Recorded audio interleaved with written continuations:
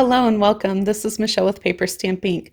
Thanks for stopping by my channel today, where I love sharing with you tutorials and ideas and hopefully inspiring you to create your own paper crafting projects.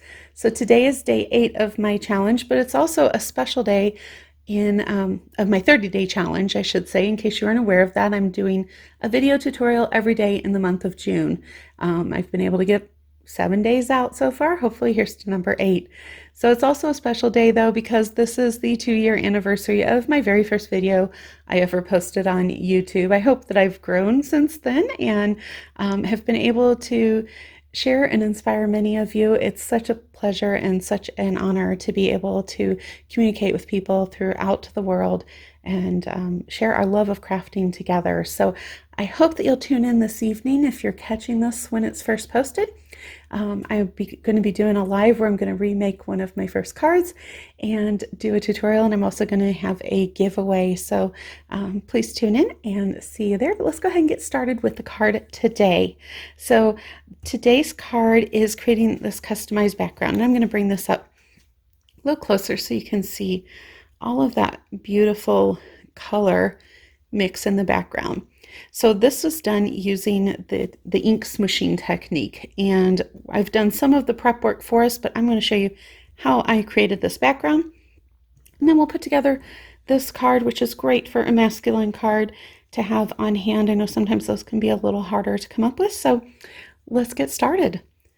I'm going to bring in a piece of acrylic first, but you can bring in, sorry for the glare from the lights in the ceiling.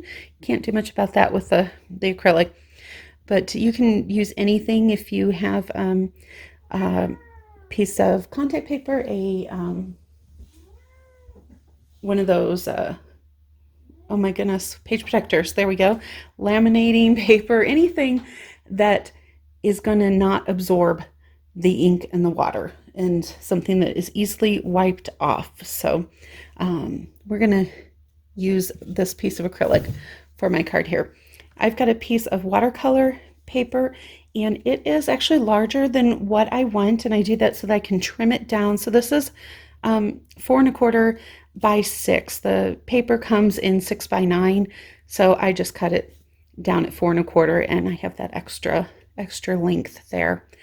So let's get our inks in and get a little messy. So you can see I've been playing with this today.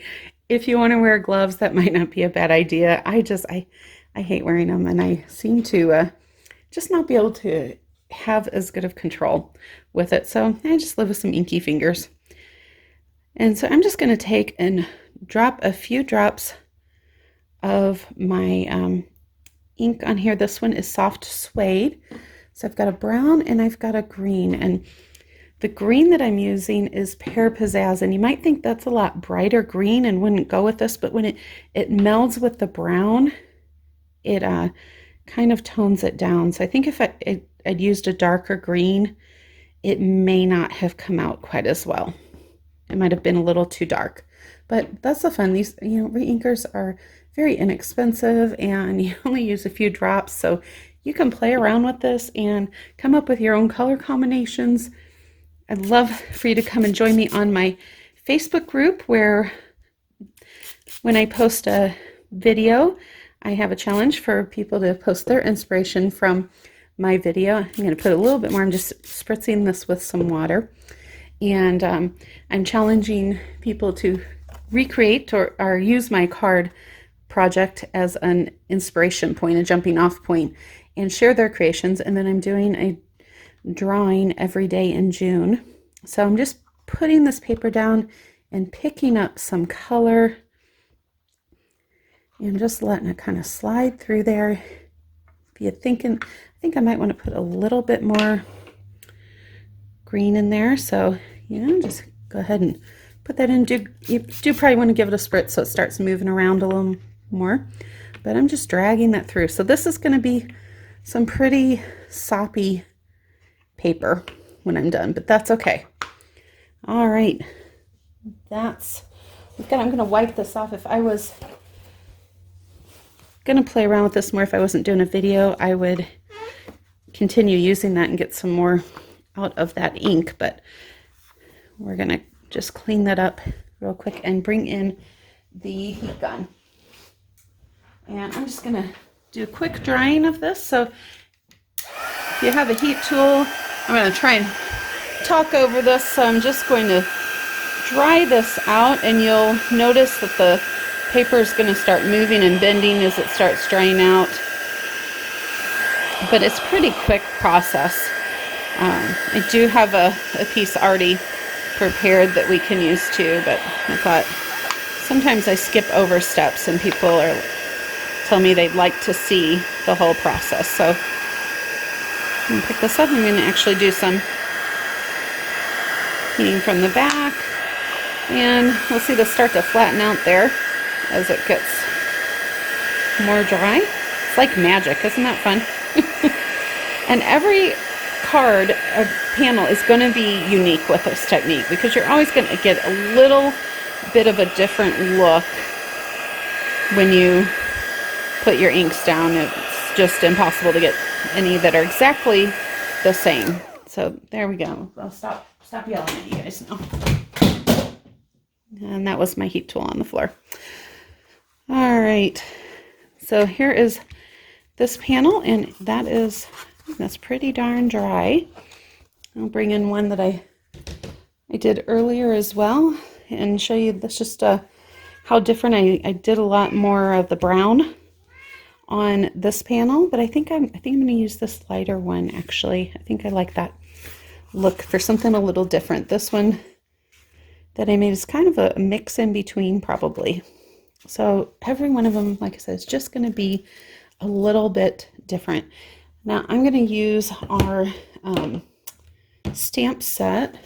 Winter Woods is the stamp set, and I'm going to use this big tree image.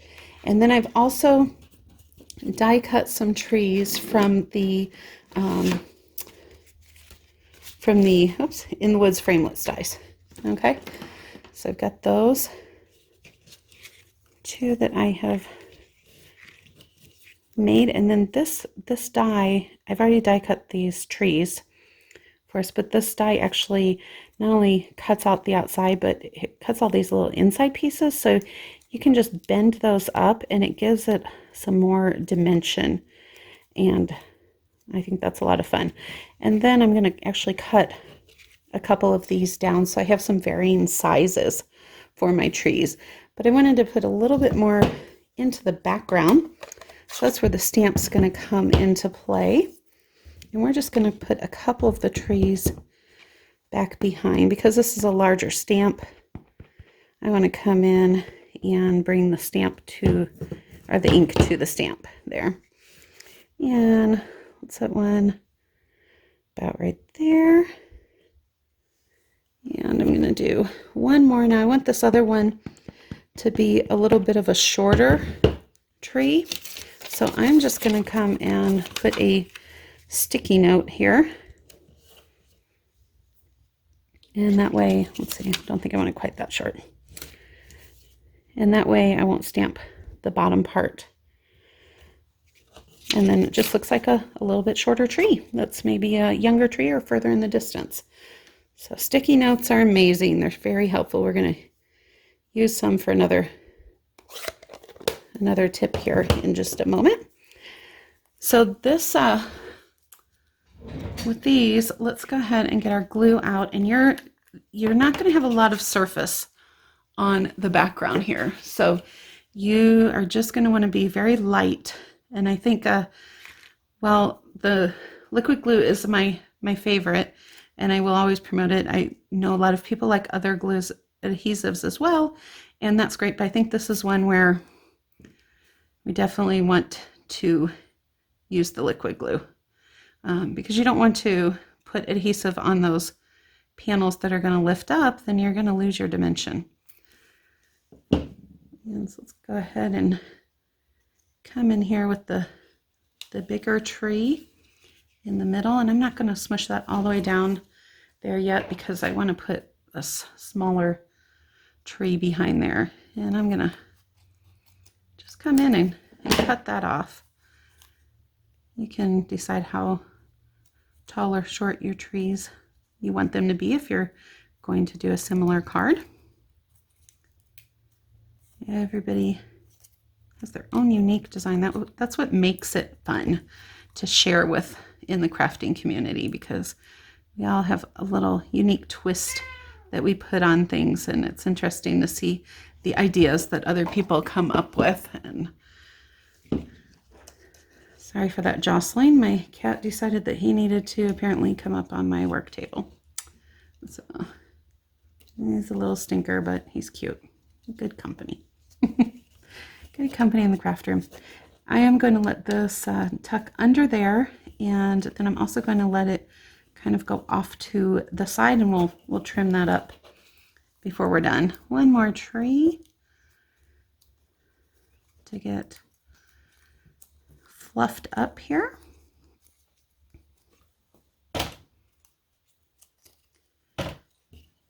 And we'll just do a little bit of, anybody else have a cat that likes to jump on and come right onto your work surface? He does like to be the center of attention, I have to say. Let's see, I think I'm going to cut this one down slightly, not quite as much as that other one maybe, but I just want to have some more variation in the sizes of my trees. And I want to put that off the edge as well. And then when we trim this up, we'll take care of what parts we want to cut off.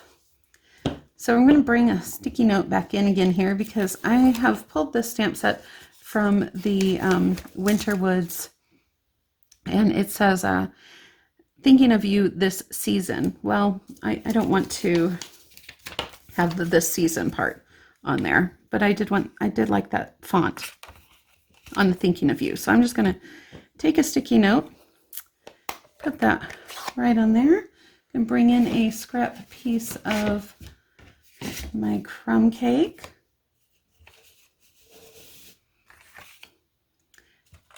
And I'm just going to ink that sentiment up. I find it easier to bring the ink pad to the stamp when I've got that sticky note on there.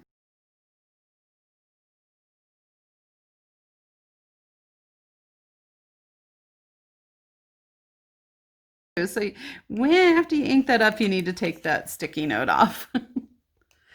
I get to talking and sometimes I skip a step there. All right, so we're going to take that off so that it doesn't get on our paper. And what's coming over here? There we go. Much better. I'm going to use this classic label punch, and I'm going to put the punch, or put the sentiment as far to the left there as I can. Let's make sure this is lined up, because I just want to snip this edge off and have it be just blunt to the edge of the card. All right, so let's trim this down, and I want to cut this down to 4 inches. So let's see, I think I'm going to take more off of this side over here. I could take a little bit off of each side too, but I kind of want to have that tree mostly fading off, and we're going to just snip these little pieces down. There we go. And I want it only a 5 1/4 tall. There we go.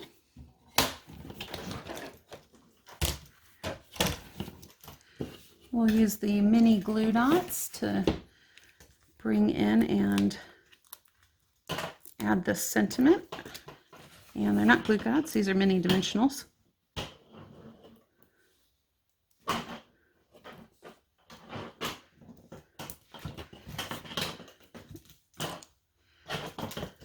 Sid, he's playing with a pen. So sorry if you hear that noise distraction there. All right, so I'm just going to put this up here, and we're going to adhere it to our base.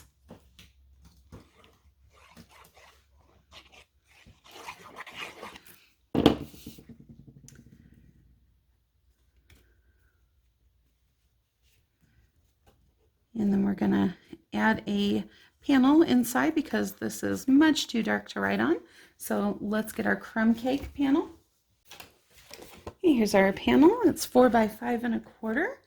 Now I could do a couple different things to decorate this on the inside. I do have this strip that is left over from the panel that I cut down, so we could put that in to decorate it. Or on the other card, I brought in that tree and I just stamped the top portion of it, so we got a little bit of that tree in the corner. I think on this one I'm going to go ahead and use this pretty pattern and bring a little bit of that onto the inside of the card.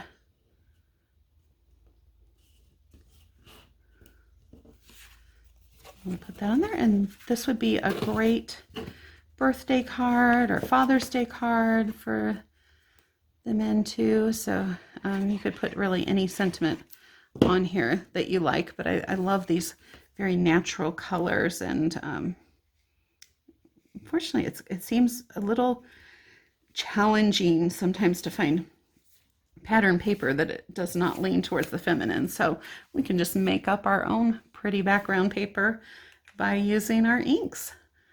If you don't have reinkers, I did want to tell you, you can take your simply take your ink pad and you could smush that onto a piece of acrylic and spritz it, and then pick some of that up and then move on to another color. You're going to have a hard time mixing those because you don't want to get your ink pads contaminated, so you kind of will have to do it step by step, color by color.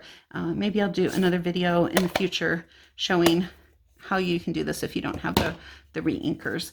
I hope that you found this helpful, and I hope that I will see you on the rest of my 30-day challenge. Come on over, join me at the group, and come back for the live tonight. Until we meet again, make sure that you grab your paper, stamp, and ink and do something creative.